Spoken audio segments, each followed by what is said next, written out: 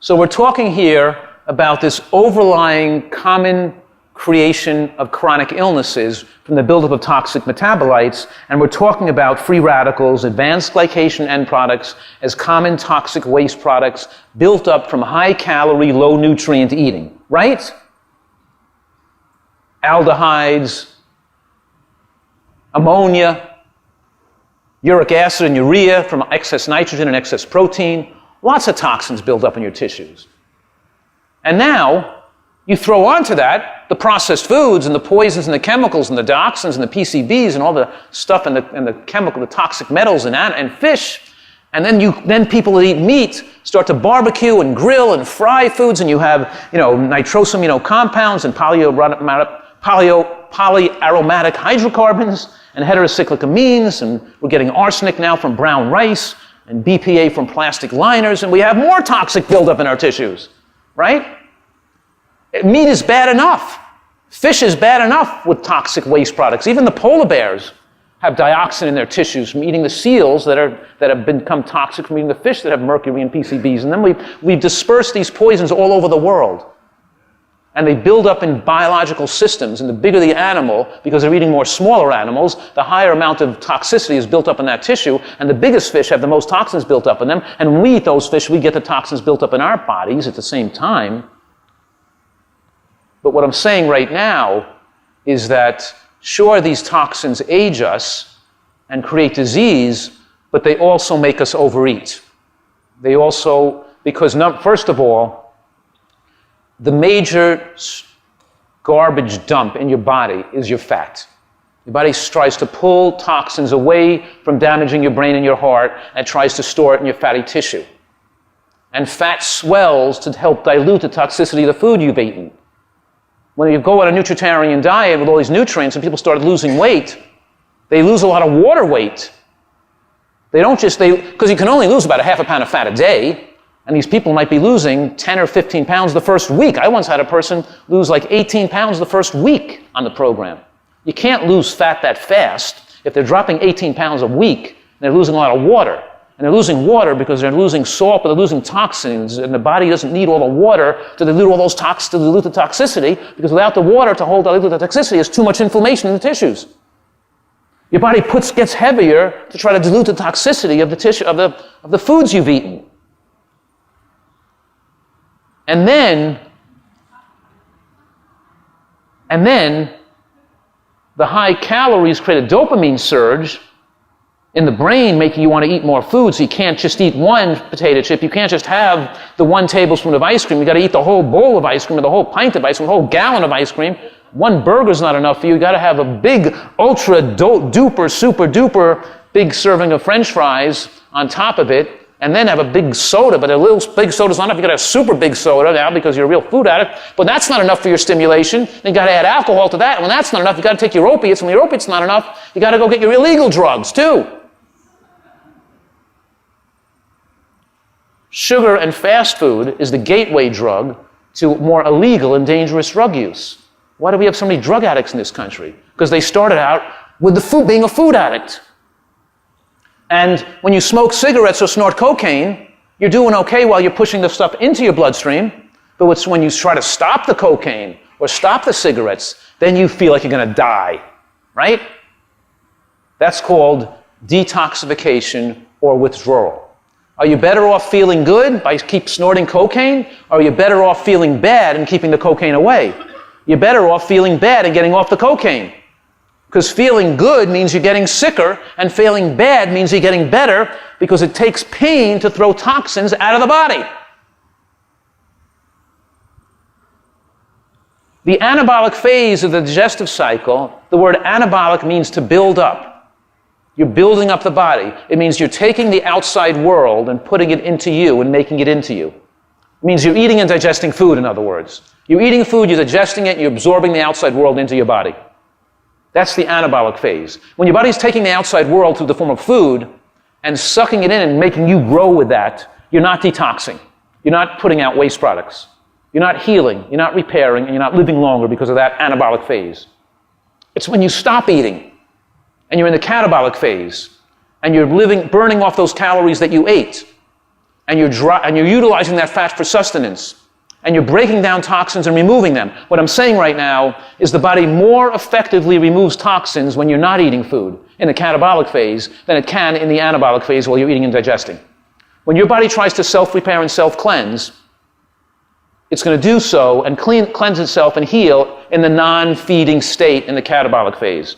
That means I always tell people that the longer you live in the catabolic phase, the longer you live. Did you get that? You want to be eating all the time? How about 12 small meals a day? How about waking up in the middle of the night and eat then too? Eat 24 hours a day. I just put an IV right in. You can do it 24 hours a day. The sicker you are, the more unhealthy your diet, the more of a food addict you are, the more it's uncomfortable to stop eating. The more you've built up toxic waste products in your body, when you try to stop eating and enter the catabolic phase, you feel fatigued and weak and shaky and even mildly depressed, even mildly anxious. You don't tolerate not eating. You're only feeling okay when you're eating, just like the only person is only feeling okay when they have a cigarette going. The minute the couple of hours go by and the nicotine goes down, they got to light up another cigarette. The minute your level of nutrients, the minute your calories go down, the minute you've used up those calories, you're no longer putting it in, you're starting to detoxify, you start to beginning to heal and repair, it becomes too unbearable, you feel too ill, and you have to keep putting food into your body. You've discombobulated your apostat, and you're not eating because of hunger, you're eating because what I call toxic hunger. Because see this curve, the glucose curve, when you eat a meal, the glucose goes up from the calories you consumed, and then you finish chewing and you finish digesting, and a couple of hours later it's finished to be absorbed, and then you get down to that baseline of your baseline glucose level, where you're not absorbing calories anymore, and then you have enhanced detoxification or repair. The liver tries to deconjugate toxins, make them water soluble for excretion in the kidney. Your body's trying to heal itself, but you can't tolerate that. You don't feel well enough when that happens because you're too toxic. You start to feel shaky, irritable, stomach cramping and headachy, and a little bit fatigued, and you feel better if you eat another donut or cookie or soda or marshmallows or M&Ms or whatever there is you're putting in your mouth.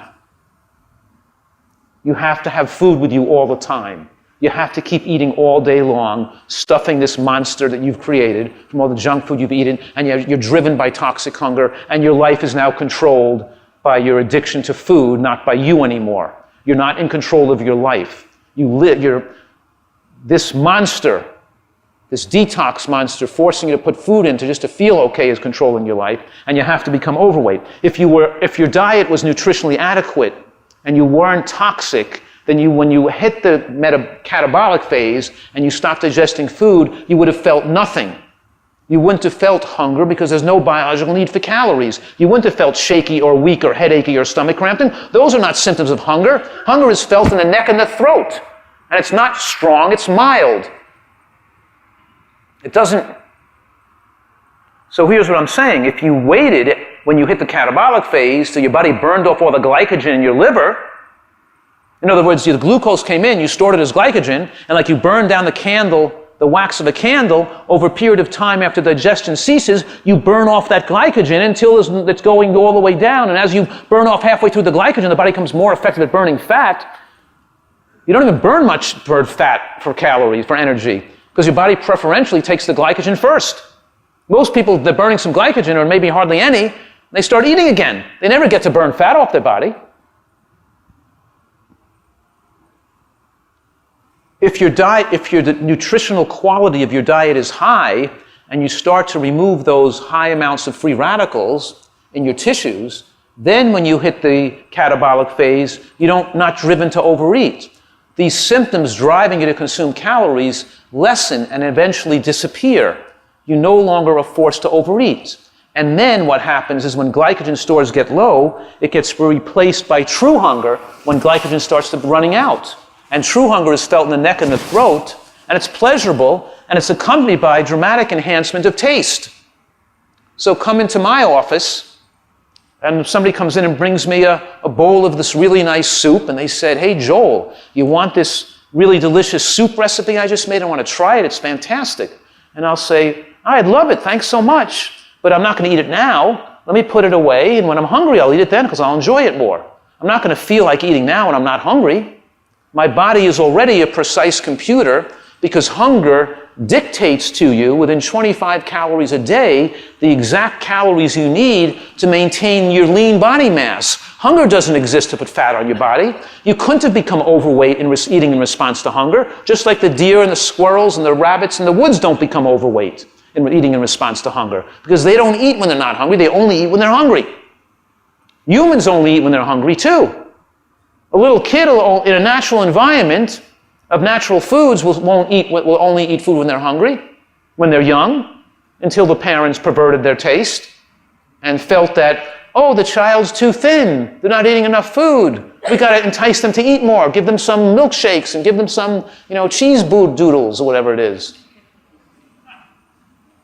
And then once the kid gets a feeling of that, then they start not eating any food anymore, not eating any real food anymore. All because the parent thought the kid wasn't eating enough food because they weren't eating when they weren't hungry. You following this? You've been ruined by your parents. They didn't know any better. Can't blame them. But you've got to stop this vicious cycle of self-destructive behavior with food. So what I'm saying here is that true hunger becomes a precise computer directing you to the right amount of calories, and you could not have ever become overweight unless you have eaten outside of the demands of hunger, because of toxic hunger, emotional eating, or recreational eating. You can't become overweight. True hunger doesn't exist to make you overweight. It only exists to protect your lean body mass, because it only kicks in to prevent the breakdown of muscle tissue for energy. Are you following that? True hunger is a mild sensation in the mouth and throat. It's accompanied by increased salivation and dramatic increased taste sensation. Right? It makes food taste good. Us nutritarians prefer to eat episodically only when we get hungry. We'd rather not eat. And you know what? The less frequently you eat, the longer you live. Particularly at night.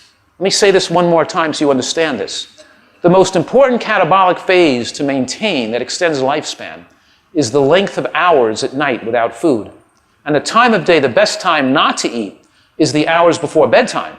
You want to have 3 or 4 hours before bedtime, so you go to sleep on an empty stomach. You extend your lifespan by having a full 14 hours of no calories coming in at night. But it's better not to skip breakfast. It's better to skip dinner. It's better to eat an early dinner or a lighter dinner and go to bed on an empty stomach. Let me say that one more time, a third time. If you want to use this knowledge to enhance your lifespan and live longer, you want to eat a lighter and earlier dinner and go to bed on an empty stomach. Not turning over, not feeling food regurgitating up into your throat when you're in bed at night.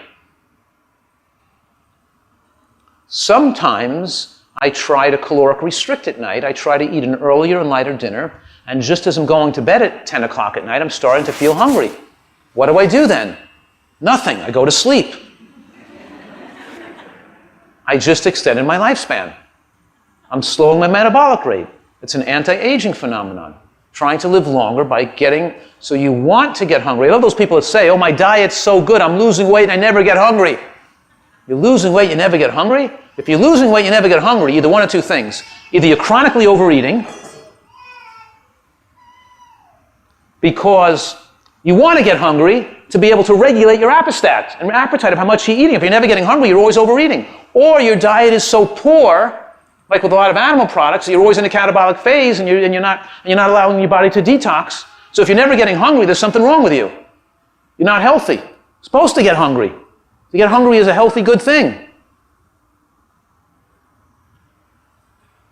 We want to get rid of toxic hunger. We don't want to get rid of real hunger. We want real hunger to have. The reason diets don't work is because people aren't focusing on the nutritional quality of what they're eating. To lose weight safely, permanently, and achieve optimal health for the rest of your life, you've got to focus on eating for nutritional quality and for health. The weight loss part will then take care of itself. You've got to eat an anti-cancer diet That's the only way to lose weight safely for the rest of your life. Why not just eat to live? Why not just eat to live better and longer?